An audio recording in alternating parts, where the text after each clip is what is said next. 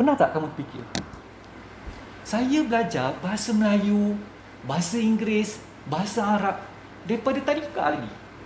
Daripada pasti, prasekolah, kemas ke, tadika Syah Ilham ke, sampailah tingkatan 6. Sampailah universiti kalau ada.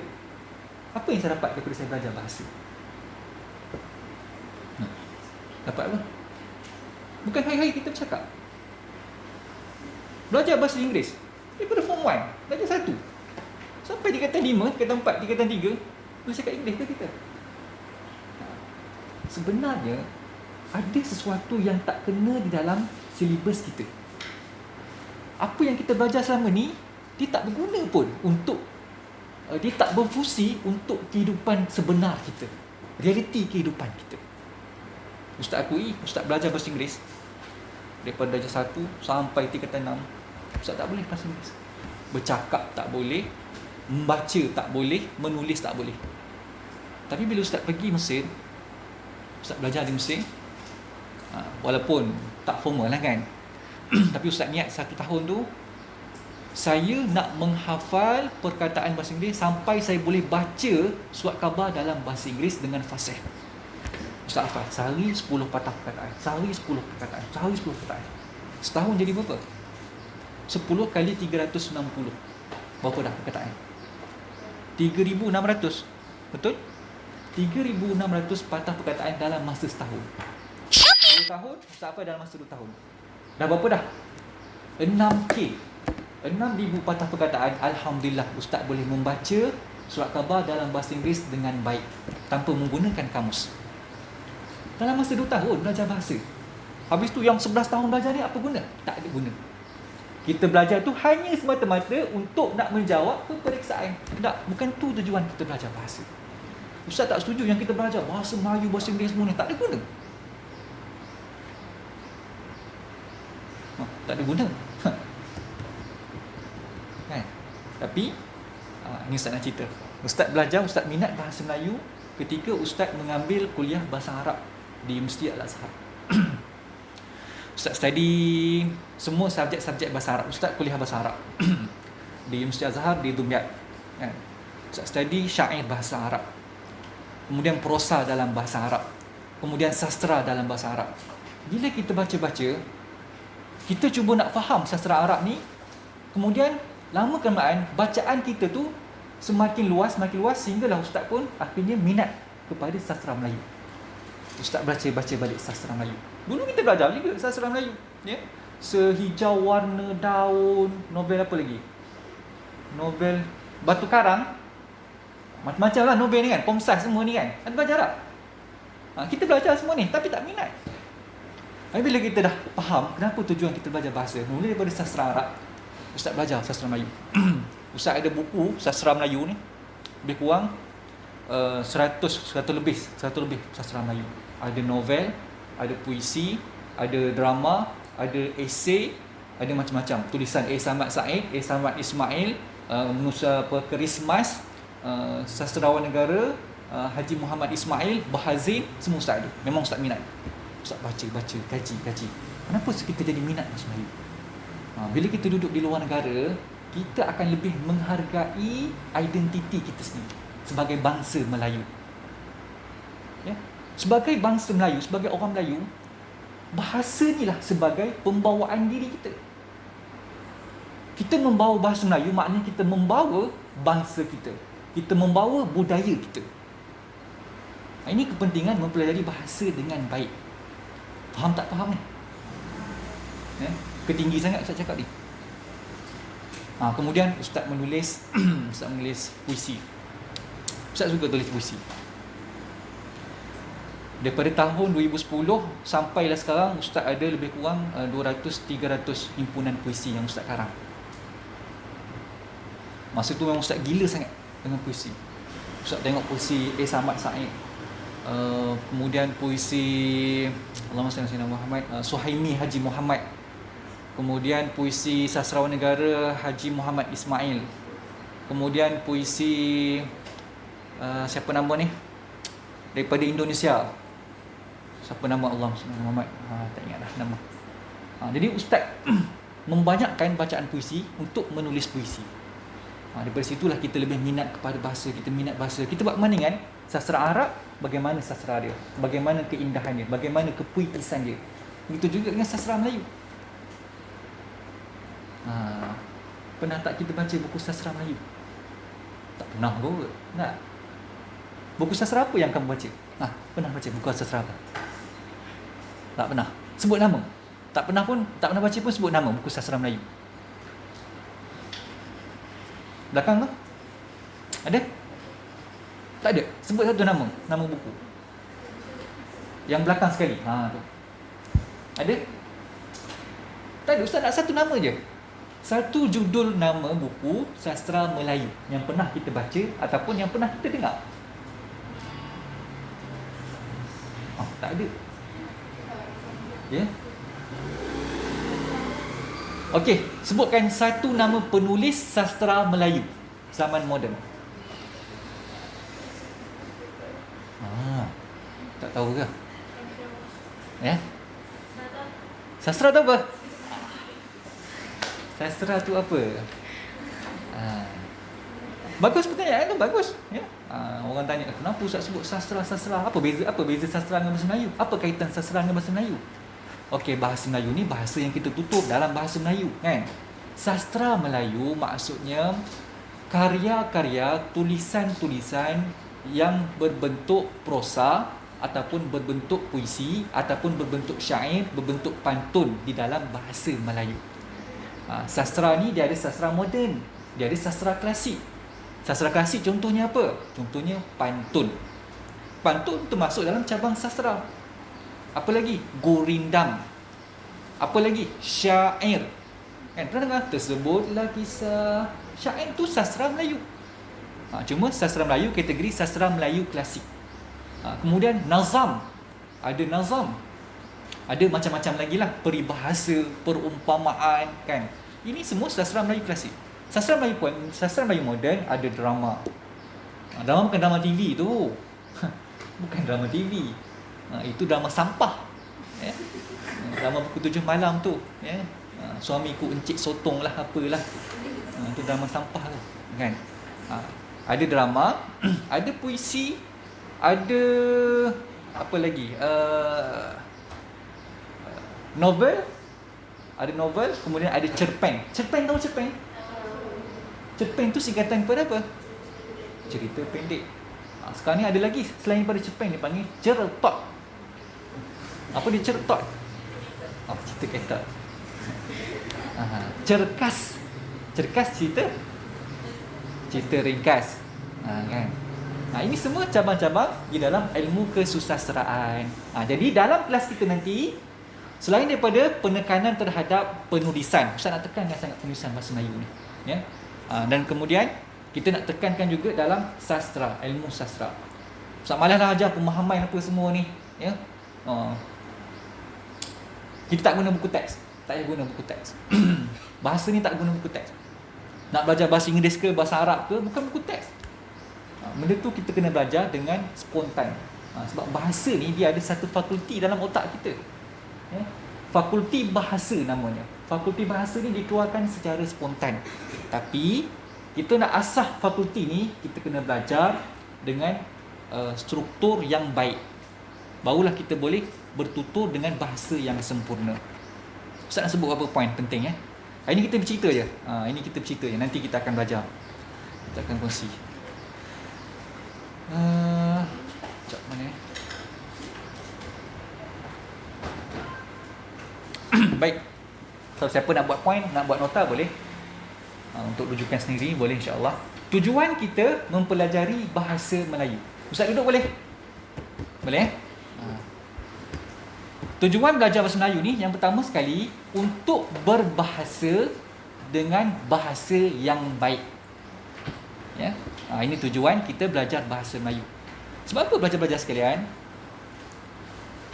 Berbahasa dengan bahasa yang baik ini adalah sunnah Rasulullah sallallahu alaihi wasallam. Belajar yang Ustaz kasih sekalian. Nabi Muhammad sallallahu alaihi wasallam waktu kecil beliau dibesarkan di kampung ke ataupun di bandar? Di kampung, betul? Nabi dihantar di kampung, di Bani perkampungan Bani Sa'ad kalau tak silap ustaz lah. Kalau salah betulkan, Nabi dihantar di perkampungan Bani Sa'ad untuk diasuh dan dibesarkan di sana. Apa tujuan ibu dia hantar dia ke situ? Kenapa tak membesar di bandar? Kan bandar ada macam-macam kemudahan, macam-macam akses, ya, macam-macam pendidikan yang boleh dapatkan di sana. Kenapa dihantar ke kampung? Sebab apa? Sebab nak diasuh dengan bahasa fushah, dengan bahasa Arab yang betul, bahasa Arab yang baku. Sebab orang bandar ni, pelajar sekalian, dia dah bercampur. Ada orang kampung, ada orang luar negeri, orang luar daerah, kan. Bila dia bercampur, akhirnya bahasa dia tu pun jadi bercampur-campur. Ada bahasa yang baik, ada bahasa yang kurang baik. Itu kehidupan di bandar. Samalah macam kita kalau duduk Kuantan, macam-macam lah bahasa dia. Bahasa orang bahasa Terengganu ada, ya. Bahasa orang Pekan ada, orang Temeloh ada, macam-macam di Kuantan. Tapi kalau kita duduk di, katalah duduk di kampung Gancong, ada sini orang Gancong? Tak ada. Tahu mana kampung Gancong? Kampung Gancong, jalan nak ke Pulau Rusa tu, ya. Kalau kita membesar di situ, maka kita akan ikut dialek orang kampung Gancong, kan? Samalah dengan bagaimana Nabi Muhammad SAW diaturkan. Ini semua takdir Allah. Allah yang mengaturkan supaya Nabi ni diasuh, dididik, dibesarkan di perkampungan Bani Sa'ad untuk dipelihara bahasanya, supaya Nabi menuturkan dengan percakapan yang baik, dengan bahasa yang sempurna.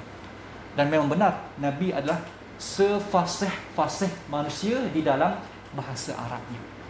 Nabi orang yang paling afsah, Nabi orang yang paling fasih, paling sempurna bahasa dia, ya? Perkataan Nabi adalah jawami'ul kalim, perkataan yang sedikit membawa makna yang luas. Ini kehebatan ataupun mukjizat Nabi SAW. Kenapa? Kerana beliau diasuh di perkampungan Bani Sa'ad, ya? Ini kepentingan kita mempelajari bahasa, ya? Supaya kita berbahasa dengan bahasa yang betul. Sama juga dengan Imam Syafi'i, ya? Al-Imam Syafi'i rahimahullah pun dihantar di perkampungan oleh ibunya untuk dibetulkan bahasanya.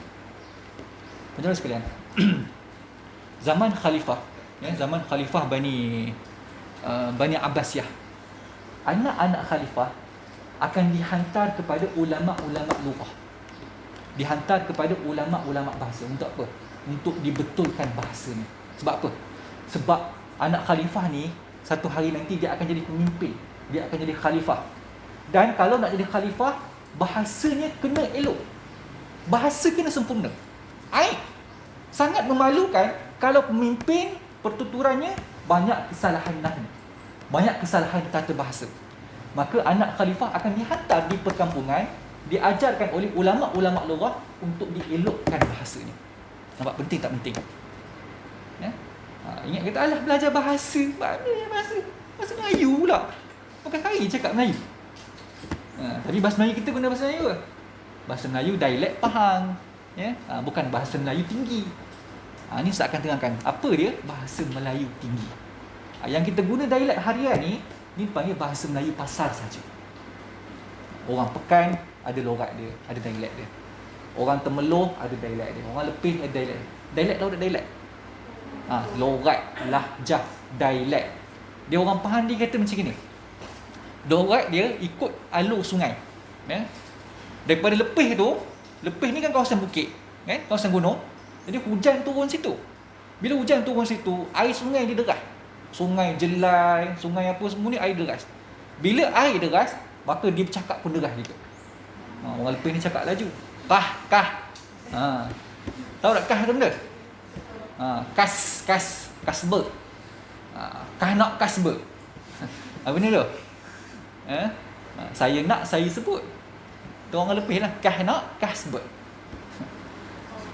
Orang Temeloh, orang Temeloh ni alur sungai tu dah kurang, dah laju dia sikit, kan? Laju lagi. Ya, sungai Temeloh tu, sungai Semantan apa semua tu kan. Lebih kurang dah laju sikit. Jadi koi. Koi, ok. Ok. Jangan salah sebut tu. Koi, ok. Ya. Lepas tu turunlah sampai ke Pekan ni, ya. Sampai ke Gancong, sampai ke apa nama ni, belah-belah kita ni lah kan. Kuala Pahang tu bukan orang Pahang, bukan Pekan tu. Itu orang Terengganu tu, Kuala Pahang. Ada orang Kuala Pahang sini? Minta maaf orang Kuala Pahang kalau ada. Ya. Tapi orang bila dah sampai di Pekan tu, alur sungai dia tu dah makin perlahan, kan? Sungai Pahang kita ni lah. Dekat Jambatan Sultan Bakar tu dah perlahan. Jadilah kawan. Kawan naik sikit. Benda sikit. Bersikal kan. Orang Tebeloh siko. Bersiko. Kan? Itu bahasa Melayu pasar lah, kan? Tapi bahasa Melayu tinggi, ini yang digunakan oleh nenek moyang kita, yang menghasilkan pantun, peribahasa, perumpamaan, gurindam, syair, nazam. Yang ini yang kita nak kena belajar dulu. Supaya apa? Supaya elok bahasa kita, ya. Kita tak guna dah bahasa Melayu tinggi ni. Jangan-janganlah kita guna bahasa Melayu tinggi, ya. Jadi bila kita kurang menggunakan bahasa Melayu tinggi, maka pertuturan kita tu banyak menggunakan bahasa Melayu yang ringan-ringan. Bila kita guna bahasa yang ringan-ringan, maka otak kita jadi malas fikir. Ini yang jadi pada bangsa Arab. Orang Arab dulu sangat terjaga bahasanya. Ya, kualiti bahasanya sangat tinggi. Daripada zaman Nabi, daripada zaman bangsa Quraisy. Bangsa Quraisy ni bangsa yang paling sempurna bahasa Arabnya. Sebab tu Nabi diutuskan di dalam bangsa Quraisy. Arab pun ada dialek dia, ya. Ada dialek Bani Sa'ad, ada dialek macam-macam lah, ya. Yang dia kita panggil sebagai qiraat sekarang ni, qiraatus sab'ah, kan. Tapi dialek yang paling afsah, yang paling fasih iaitu dialek Quraisy, lahjah Quraisy. Maka Nabi dibesarkan, ya, di dalam persekitaran bangsa Quraisy untuk disempurnakan bahasanya. Tapi bila zaman berzaman, ya, kemudian kerajaan Islam pun semakin luas empire dia, kan. Banyak menakluk negara-negara luar, akhirnya bercampur dengan orang Parsi, bercampur dengan orang bangsa-bangsa lain, maka ada percampuran bahasa. Daripada percampuran bahasa tu menyebabkan timbulnya dialek-dialek. Sampailah sekarang ni hampir tidak ada negara-negara Arab yang menggunakan bahasa Arab yang fushah, bahasa Arab yang baku. Yang peliknya, negara Afrika yang ada menggunakan bahasa Arab baku dengan sempurna. Negara Afrika bukan negara Arab. Negara Afrika ni negara orang kulit hitam lah. Negara mana? Negara Somalia. Pernah dengar negara Somalia? Ya, negara Somalia menggunakan bahasa Arab yang fasih. Minta maaf, bukan negara Somalia, negara Mali. Negara Mali. Negara Mali termasuk dalam negara-negara di Afrika, di benua Afrika. Jordan ada dialek dia. Syria ada dialek sendiri. Mesir lagilah Mesir. Kamu belajar bahasa Arab sini, ya, kamu pergi Mesir, belum tentu kamu faham apa yang dia cakap. Kita kaifa haluka. Apa makna kaifa haluka? Apa makna? Kaifa haluka? Awak sihat tak? Kan? Apa khabar kamu? Sana diguna kaifa haluka? Tak. Sana diguna apa? Izayyak. Amilih. Akhbarki. Lain tu. Kan? Sama ke? Tak sama, itu dialek diorang, ya. Dialek Arab Mesir ni sangat-sangat kasar, ya. Sebenarnya bahasa Arab ni lembut sebutannya. Kalau nak tengok lembut tidak lembut bahasa Arab ni, tengok kepada orang Yaman. Orang Yaman memang cukup lembut. Orang Yaman dengan orang Syria. Ustaz kalau dengar dia orang cakap, ya Allah, macam nak nangis. Punyalah lembutnya, ya. Punyalah kata apa nama? Lembut sebutan dia, pertuturan dia. Ini orang Syria lah, orang Yaman. Tapi orang Muslim memang kasar. Izayyak, amilih, akhbarki. Pertuturan dia kasar. Jadi dialek-dialek ni, dia akan membentuk budaya sesuatu bangsa. Sebab tu orang Arab Muslim dia kasar. Sebab apa? Sebab bahasa yang diguna tu bahasa yang kasar. Sama macam kita orang Melayu kita, ya? Ada satu dialek ni, saya tak nak sebut lah dialek apa. Tapi dialek ni disebut pertuturannya dengan agak kasar. Walaupun Ustaz pernah belajar situ, tapi Ustaz tak suka dialek dia. Cara dia sebut kasar, ya? Banyak perkataan-perkataan yang mencarut. Perkataan-perkataan yang berbentuk makian, cacian dan sebagainya. Jadi Ustaz tak suka di situ. Dan orang dia memang kasar. Orang di satu tempat disebut. Ustaz tak nak sebut lah. Kamu tahu, kamu fikir sendiri, kan? Jadi dialek yang kita sebut ni, dia akan mempengaruhi budaya kita, mempengaruhi sikap kita. dia akan mempengaruhi akhlak kita. Kalau kita gunakan bahasa Melayu yang tinggi, maka budaya kita akan menjadi budaya yang tinggi. Bila kita gunakan bahasa Melayu yang betul, maka perjalanan hidup kita akan betul. Ya? Adab kita akan betul. Budaya kita akan betul. Ya? Sebab tu umat sekarang ni jadi biadab sebab apa? Sebab dia guna bahasa yang teruk, bahasa yang kasar. Bahasa kesat, bahasa mencaci, bahasa mencarut. Kamu kita tahulah kan. Tapi seminggu lepas baru habis SPM, ya, viral di media sosial. Ya. Pelajar-pelajar yang baru habis SPM, ya, conteng baju dia kat belakang naik motor. Dia conteng apa? F tut K cikgu. Faham tak faham ni? F tut K cikgu. Astaghfirullahalazim. Mana akhlak kamu? Mana adab kamu dengan guru? Ya Allah, kita bila tengok berita tu kecewa betul. Ini pelajar kita ke? Orang Melayu kita ke? Dia belajar mana ni? Dia belajar guna ni. Macam mana tu? Dekat Facebook, dekat Instagram, YouTube. Dia belajar sini lah. Lepas tu main pula game-game online. Game apa nama tu? PUBG. Dia PUBG, Mobile Legend semua tu kan. Ustaz bila pergi kedai, ustaz makan restoran, duduk seorang kan. Malas sebut lah kan. Seorang-seorang main game tapi dia guna perkataan yang tak baik. Sebab apa? Ni pengaruh laman media sosial sekarang ni. Sebab tu tak pelik pun kalau dia tulis perkataan belakang baju. Kami sekolah tak guna, dah habis PM, tulis belakang. Mencarut dengan cikgu, biadab dengan guru. Tengok, bahasa yang kasar akan membentuk akhlak yang tidak baik, akhlak yang kasar. Buku pun ni campak je. Ini kes benar, tuan-tuan sekalian.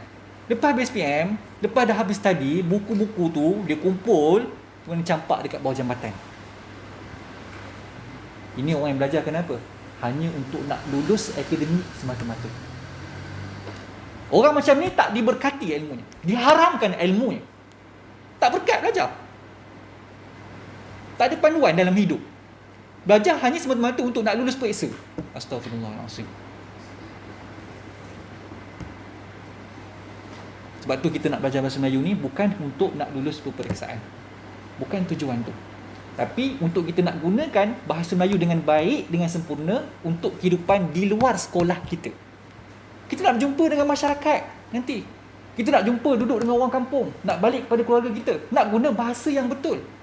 Bukan bahasa macam tadi. Keluar daripada sekolah, terus tulis perkataan mencarut belakang baju dia. Faham tak faham ni? Jadi umat jadi biadab. Kenapa? Kerana menggunakan bahasa yang teruk. Bahasa WeChat lah orang panggil. WeChat tahu WeChat? Guna bahasa WeChat. AQ. Apa AQ? Apa lagi? 10, huruf 10, Q. Kamu reti lah, Ustaz tak reti sangat bahasa macam ni kan? Tulislah dengan penuh, ya, eja dengan penuh. Zaman dulu, masa zaman Ustaz muda-muda dulu, handset ni dia ada aksara dia. Satu mesej, kenapa tu? Okey, boleh dengar? Satu mesej hanya boleh 100 huruf. Yang tu kita faham lah, nak kena ringkas. Dan sekarang ni kita type, ya, ada keyboard apa semua, tulis dengan penuh. Macam handset Ustaz ada apa panggil? Ada suggestion, kan?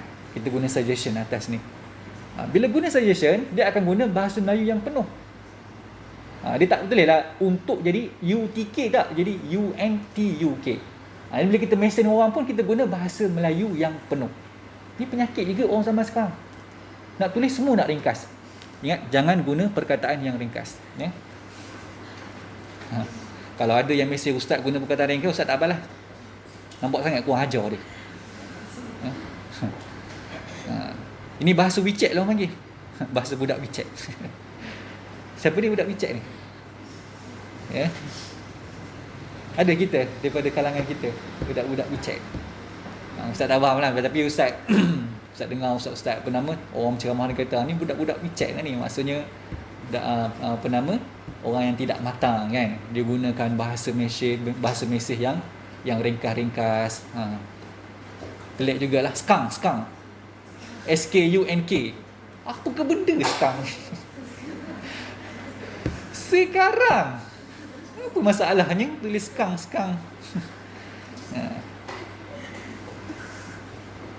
Sebab itulah kata Syekh Ali Jumaah hafizahullah taala, ini guru kepada guru kita yang mulia Al-Ustaz Ad-Doktor Ali Jumaah hafizahullah, dia kata apa? Dibina adab umat dengan bahasa.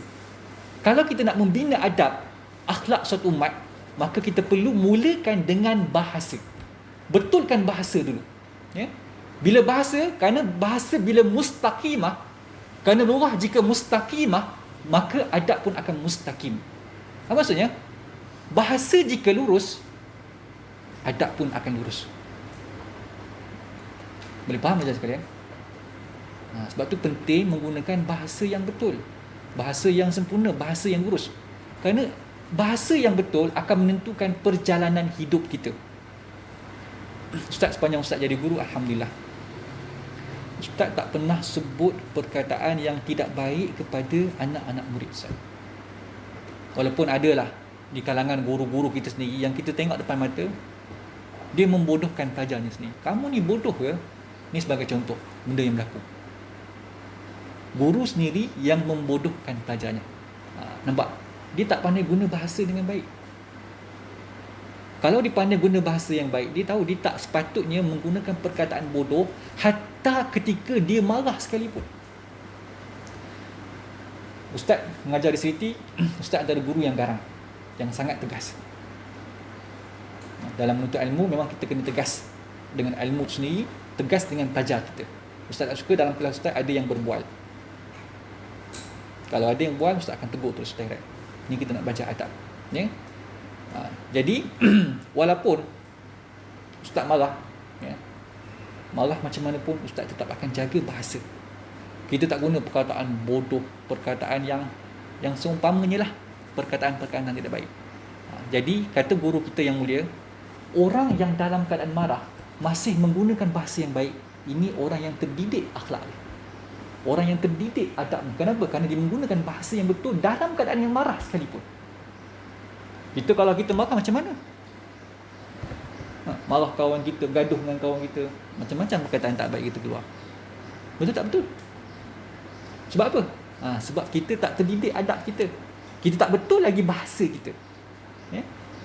Sebab tu penting sangat kata Syekh Ali Jumaah, nak membina adab umat dibina dengan bahasa. Kerana tu Al-Imam Fairuz Zabadi, dia mensyarahkan kitab Tajul Arus karangan Al-Imam Murtada Zabidi, 13 jilid. 13 jilid nak syarah bahasa. Bayangkan pentingnya kedudukan bahasa untuk nak membina peradaban suatu bangsa, nak membina adab satu bangsa. Beza dah sekarang ni orang zaman dulu dengan orang zaman sekarang. Dulu kita guna bahasa Melayu yang tinggi. Zaman dulu kita guna bahasa Melayu yang tinggi. Pernah tengok tak Musang Berjanggut?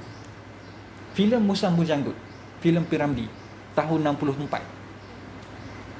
Tengok tak dalam scene ketika mana Panglima Padang Jarak, Padang Terkukur datang nak meminang siapa nama? Puspawangi kan? Masa tu ada Piramli. Piramli tu nila utama kan? Jadi bila dia marah ni, Panglima Padang Jarak, Padang Terkukur ni, belum perang dah tersungkur. Bila dia marah kata, kamu hai orang muda, siapakah kamu? Adik dia kah atau abang dia kah? Jawab Piramli pada, adik pun bukan, abang pun bukan. Kan cantik tu, betul tak? Tengah marah ni, tapi dia guna bahasa Melayu tinggi. Biadab sekali bahasa kata kamu. Oh, biadab. Dengan lembut je, tapi biadab kan kata. Siapkan payung sebelum hujan, siapkan perahu sebelum bah. Tengok marah ni. Kalau kita gangster, lu gua. Lu jangan langgar tempat gua. Tu orang KL kan. Orang zaman dulu cantik bahasa dia walaupun tengah marah. Siapkan payung sebelum hujan, siapkan bah pula. Siapkan perahu sebelum bah. Apa jawab Piramli? Tu nilai utama. Perahu sudah kusiapkan, payung sudah kusiapkan, hanya menunggu hujan di langit. Subhanallah. Kan cantik bahasa tu. Kita nak guna bahasa tu lah. Kan? Tengah tunggu kawan dekat dalam bilik air lama sangat kan. Wahai Tuan Puteri, Adinda ingin beradu. Contohlah kan. Guna bahasa yang tinggi. Ya? Ustaz selalu pesan pelajar-pelajar Ustaz, darjah 1, darjah 2 kan, darjah 3. Kalau dia kata, Ustaz nak pergi tandas, apa guna bahasa macam tu? Ustaz, izinkan saya untuk pergi ke bilik air. Ustaz nak pergi berak lah. Ustaz, izinkan saya untuk buang air besar. Ustaz, izinkan saya untuk menunaikan hajat. Kan cantik, kan lembut bahasa tu. Kita asuh, kita didik daripada kecil lagi. InsyaAllah besar nanti tak guna dah perkataan-perkataan yang mencarut ni. Tengok. Sebab tu antara kepentingan mempelajari bahasa yang betul. Ni poin yang penting Ustaz nak sebut ni. Sekarang pukul dah. Ada 15 minit lagi. Okey, kepentingan mempelajari bahasa yang betul. Pelajar-pelajar sekalian, kita ni sebagai manusia, kita berfikir dengan apa? Yang memang fikir dengan otak. Kan? Kita berfikir dengan perkataan yang ada di dalam kepala kita. Ya, kita berfikir dengan perkataan. Jadi, perkataan ni dalam kepala kita ni, dia kena banyak perkataan, kena banyak vocab, kena banyak kosakata untuk kita dapat menjadikan proses berfikir tu dengan baik. Sebab tu orang yang tak ada banyak perkataan dalam kepala dia, maka dia tidak dapat berfikir dengan baik. Ada seorang pelajar datang lepas dia jumpa ustaz lepas ustaz ceramah. Kan? Dia kata, ustaz ceramah ni dengan student-student yang ni, yang cemerlang. Orang yang hebat, orang yang nak sambung, orang yang SPM semua 12 11A yang akan sambung pengajian di luar negara. Kan? Jadi ustaz bagi talk sikit, ustaz bagi motivasi sikit pada orang. Lepas habis ceramah tu, ada seorang datang jumpa. Ustaz, masa saya dengar ceramah ustaz tadi, saya ada terfikir benda. Tapi saya tak tahu macam mana saya nak describe apa yang saya fikir. Saya tak boleh nak terang apa yang saya fikir. Jadi ustaz tanyalah, kamu SPM berapa A? Saya SPM 10A. Pandai. Ni budak pandai ni. Ya? Kamu suka buat apa? Waktu free, waktu lapang. Saya suka main game Ustaz. Tengok. Main game tapi dapat straight A. Kan? Budak cemerlang. Tapi disebabkan perkataan, Ustaz kata kamu sebenarnya kurang perkataan di dalam kepala kamu. Sebab tu kamu tak boleh fikir, kamu tak boleh nak describe, kamu tak boleh nak huraikan apa yang kamu nak tanya. Kan? Ini pening. Saya ada benda nak tanya, tapi saya tak boleh nak huraikan dengan baik. Walaupun straight A, walaupun cemerlang, walaupun nak pergi luar negara, tapi bila kurang perkataan dalam kepala, maka proses berfikiran tu dia akan jadi lemah. Ya? Sebab tu kena banyak perkataan dalam kepala kita. Macam mana nak tambah kosakata dalam kepala kita? Kena banyakkan apa?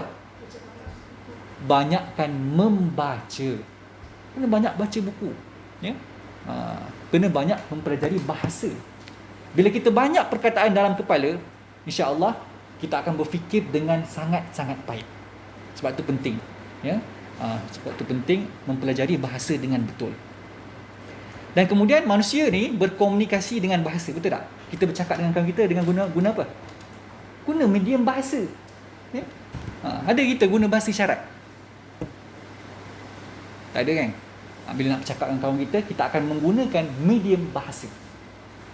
Jadi bila kita salah guna perkataan, maka kawan kita tadi dia akan berasa hati. Betul tak? Dia akan marah dengan kita, dia kecewa dengan kita, merajuk dengan kita. Sebab apa? Sebab kita salah memilih perkataan. Sebab tu pemilihan perkataan ni dia akan menentukan tahap hubungan seseorang manusia. Ni jenis satu lagi, jenis campur-campur bahasa rojak.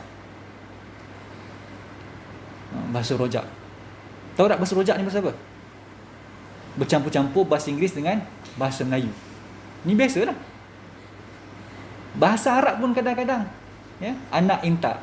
Inta nak pergi mana? Inti nak pergi mana? Nak pergi sekian-sekian, kan? Sampai kan dia bercakap dengan ustazah pun, dengan ustaz pun, ustaz, Ana nak jemput Inta. Wang hajar betul kamu ni. Ustaz, Ana nak jemput Inta berceramah. Boleh tak boleh? Sila reply mesej saya. ASAP. Apa dia ASAP? ASAP. Tahu tak ASP? ASAP. As soon as possible. Secepat yang mungkin.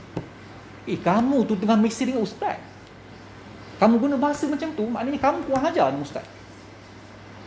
Kan? Ustaz, Inta boleh datang tak berceramah di tempat Ana? Inta, Ana tu maksudnya aku, engkau dalam bahasa Melayu. Betul tak betul?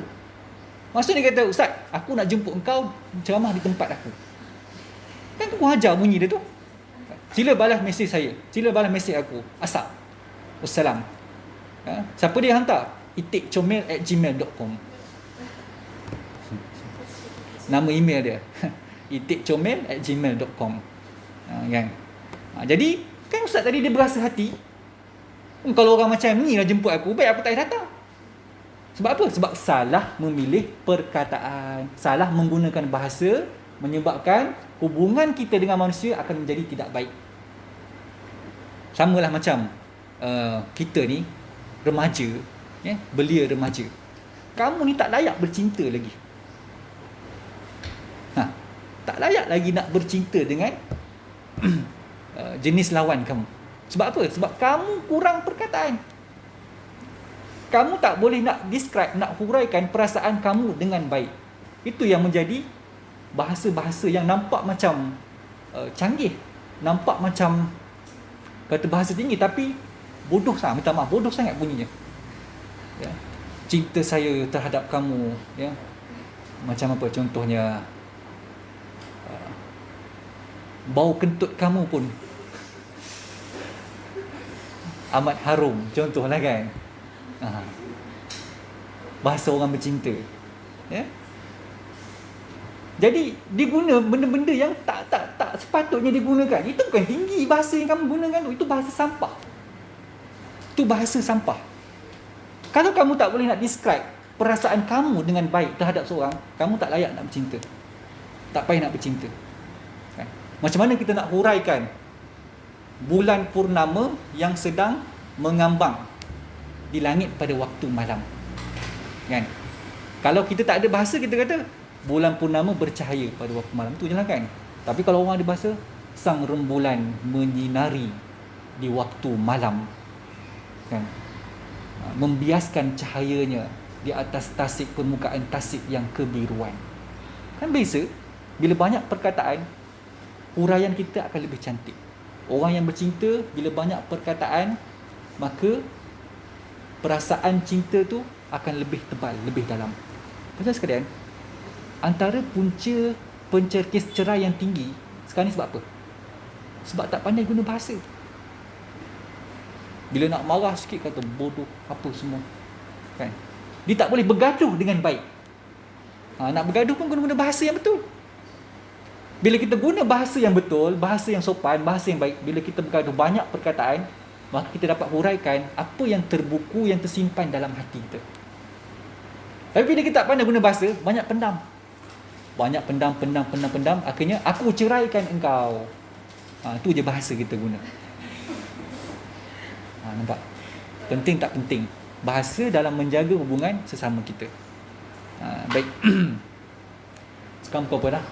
Tak sampai situ saja. Ni sekadar pengenalan lah. Kenapa kita mempelajari bahasa? Apa kepentingan bahasa? Nanti akan datang kelas akan datang pada minggu yang ketiga, ya. Minggu depan Ustaz akan ajar Jawi. Kita balik semula pelajaran Jawi. Minggu satu lagi kita akan ajar bahasa Melayu. Jadi dalam kelas tu nanti kita nak fokus kepada penulisan. Ustaz akan bagi satu tajuk. Ustaz nak tengok macam mana kamu menulis, ya, bagaimana penulisan kamu untuk menghuraikan tajuk tersebut dengan baik. Nanti kita akan bagi tahulah macam mana tips menulis dengan baik. Ustaz antara orang yang sentiasa aktif menulis sampai sekarang. Daripada tahun 2010 sampai sekarang, Ustaz sentiasa menulis.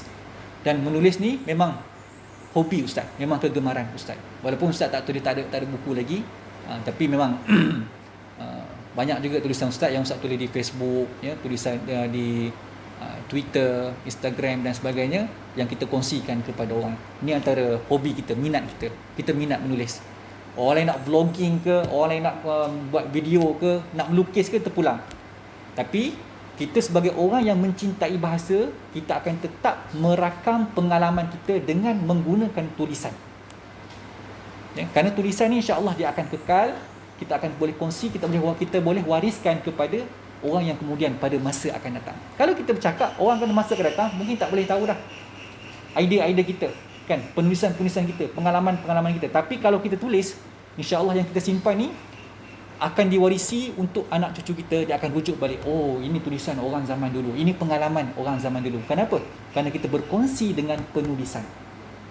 Sebab tu Ustaz nanti, satu masa nanti bila kita dah baca bahasa Melayu dengan betul, Ustaz nak semua jadi penulis yang baik.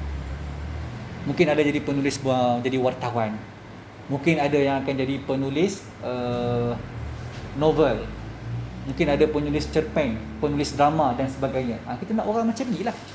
Bukan sekadar belajar mat tahfiz hafal Quran, tidak. Tapi dia akan menjadi seorang penulis yang baik, menggunakan bahasa yang baik. Dengan sebab apa? Sebab mempelajari bahasa Melayu yang betul, yang sempurna. Boleh faham saja sekarang? Minta maaf Ustaz banyak bercakap ni. Tapi insya-Allah akan datang kita akan lebih praktikal kelas kita. Ya, kita akan banyakkan amali kelas kita. Kita akan tengok bagaimana kualiti penulisan kita. Jadi sekadar itu kelas kita, insya-Allah yang baik itu daripada Allah karunia, yang kurang yang lemah itu daripada Ustaz sendiri. Kita bertemu lagi pada kesempatan yang akan datang. Siru ala barakatillah. Assalamualaikum warahmatullahi wabarakatuh.